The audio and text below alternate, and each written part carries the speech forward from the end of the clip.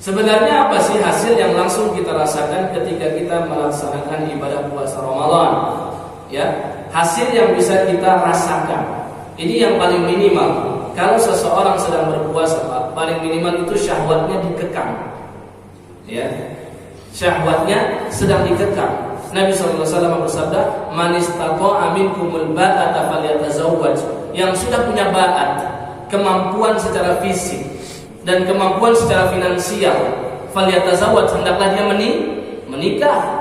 Ya, fa innahu aqaddu lil basar wa ahsanu lil farj, karena menikah itu lebih menundukkan pandangan dan menjaga kemaluan. Tapi kata Nabi pesannya, wa man lam yastati', barang siapa yang enggak punya kemampuan finansial dan kemampuan fisik untuk menikah, maka apa? Hendaklah berpuasa. Apa kata Nabi puasa itu? Fa innahu lahu wijaun, karena puasa itu dapat mengekang syahwatnya. Ya, bagi orang-orang yang terbiasa menuruti hawa nafsunya, nafsu perut, makan banyak, sekurang-kurangnya dia akan kekang nafsu makannya itu di jam-jam di mana dia harus berpuasa. Itu paling minimal. Meskipun banyak kita temukan setelah berbuka makannya pun juga kelewatan. Tapi paling tidak dia mulai mengatur itu. Ya, lihat orang-orang yang rajin, orang-orang ahli hisab, itu ahli hisab. Ya, ahli hisab, bukan ahli hisab ilmu falak ya. Ahli hisab. Ya, kalau sudah puasa, ada nggak kita temukan dia sedang hisab? Nggak ada. Ya, meskipun nanti setelah buka puasa langsung hisab kembali. Tapi paling tidak sekurang-kurangnya ketika sedang puasa, dia yang dia rasakan itu sedang mengekang syahwat. Dan ini manfaat yang sangat besar. Seseorang yang terbiasa bermaksiat, sekurang-kurangnya kalau dia puasa, dia akan merasakan sepertinya maksiat itu lebih berat dijalani. Ya, biasanya kalau nggak lagi puasa, maksiat itu mudah untuk dilakukan. Yang kedua, yang bisa dirasakan secara langsung ketika kita sedang berpuasa, kita akan lebih giat untuk beribadah. Kalau tadi, ya, akan dikekang syahwatnya, sulit untuk bermaksiat. Yang kedua, Allah akan menurunkan taufik terus-menerus untuknya untuk memperbanyak amal soleh. Kenapa? Yang membuat kita malas untuk beramal soleh itu karena godaan-godaan syaitan. Syaitan membisiki. Sedangkan syaitan itu mengalir di mana? Aliran darah kita. Ya, Nabi SAW sampaikan, sesungguhnya syaitan yajri, ya, akan mengalir majrad dam, di aliran darah manusia. Ya, dalam riwayat lain, inna syaitana yajri minal insani majrad dam. Ya, sedangkan kalau puasa, suplai makanan berkurang, maka aliran darah tidak akan banyak, sehingga secara logika syaitan pun juga akan tidak begitu banyak. Dan juga tadi apa? Syaitan-syaitan, pemimpin-pemimpin mereka sedang dibelenggu di bulan Ramadan. Maka yang bisa kita rasakan langsung ketika sedang berpuasa, sepertinya melakukan ibadah itu lebih ringan dibandingkan di bulan-bulan yang lain, dibandingkan ketika sedang tidak berpuasa. Ya, wallahu ta'ala a'la wa a'lamu bishawab. Ada pertanyaan lain lagi. Yang berikutnya yaitu adalah tentang masalah rapid test. Baik, pertanyaan sulit ini. Rapid test kalau dilakukan ketika sedang menjalankan puasa, apakah bisa membatalkan? Ya. Jadi rapid test itu caranya kan diteskan darah, dikeluarkan darah, betul kan? Ya, ada alatnya, ujung jari kita ditusuk, keluar darah kayak tes darah, ya, golongan darah, kan seperti itu kan? Ya. Apakah hal ini membatalkan puasa? Ya. Sebenarnya masalah rapid test ini bisa kita kiaskan, bisa kita samakan dengan permasalahan hijamah, bekam. Karena sama, bekam itu mengeluarkan darah, rapid test juga mengeluarkan darah.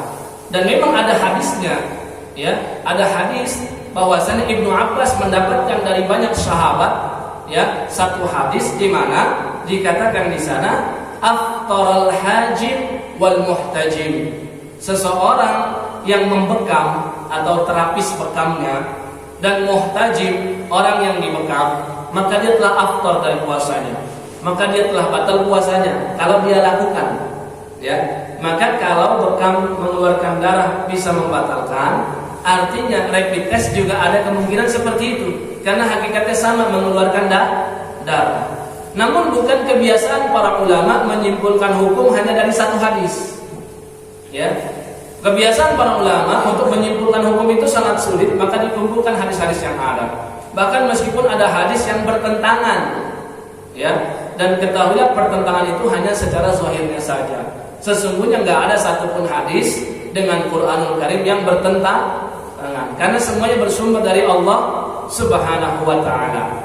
Ya, maka ada satu hadis yang menunjukkan tidak membatalkan, yaitu perbuatan Nabi sendiri.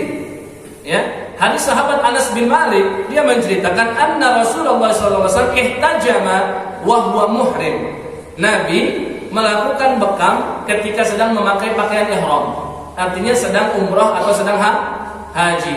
Wahtajama wa huwa shaim. Selain itu Nabi juga melakukan bekam, ya, ketika sedang puasa. Ada satu ucapan Nabi bertentangan dengan perbuatan Nabi. Nah, ini kan harus dibahas.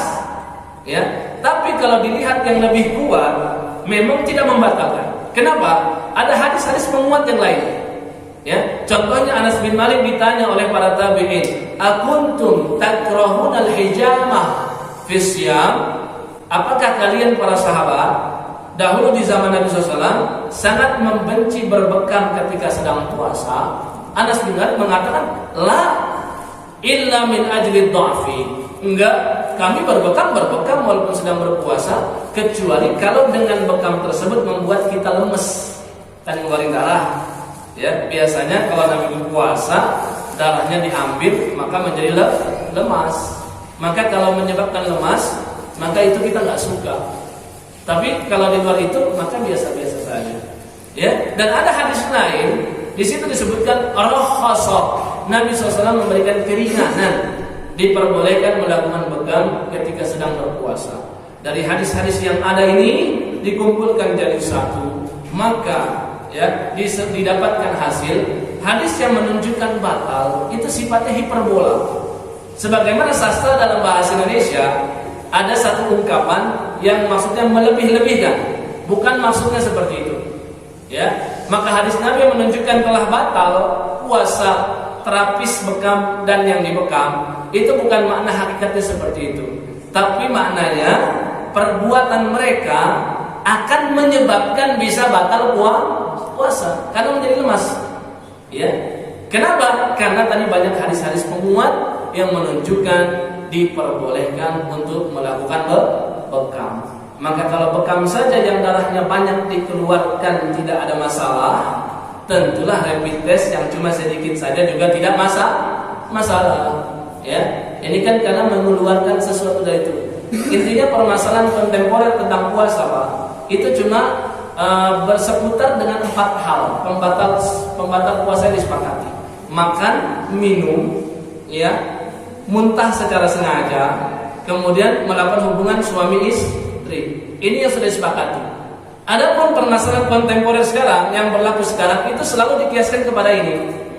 Ya, masalah tadi mengeluarkan sesuatu hijamah berbekam atau rapid test. Karena ada permasalahan yang mirip, yaitu mengeluarkan isi makanan, yaitu muntah.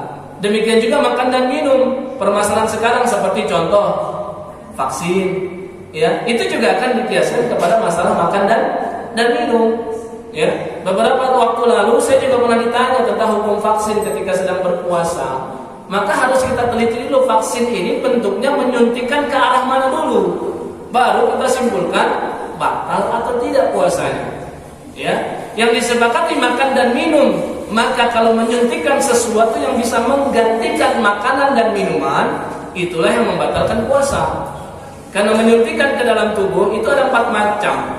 Yang pertama ada intrakutan atau intradermal, memasukkan ke jaringan kulit. Ya, jadi cuma sedikit doang. Suntik gak nyampe dalam. Ya. Nah, ini biasanya seperti hormon insulin, ya. Maka yang seperti ini ulama sepakat enggak membatalkan puasa. Ya, ada lagi yang disuntikan lebih dalam lagi ke bawah jaringan kulitnya. Ya, ini namanya itu subkutan. Ya, seperti antihistamin, ya, suntik seperti ini. Ini juga ulama sepakat enggak membatalkan. Sebagian vaksin juga ada yang sampai hanya di bawah jaringan kulit.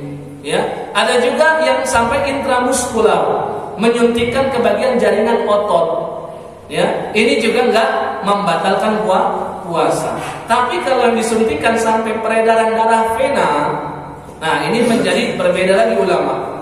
Kalau yang disuntikkan memang seperti glukosa, ya, seperti suntik infus, seperti transfusi darah, dia menerima darah dari orang lain, maka ini menggantikan kedudukan makanan, sehingga inilah yang membatalkan. Tapi kalau tidak, maka tidak membatalkan.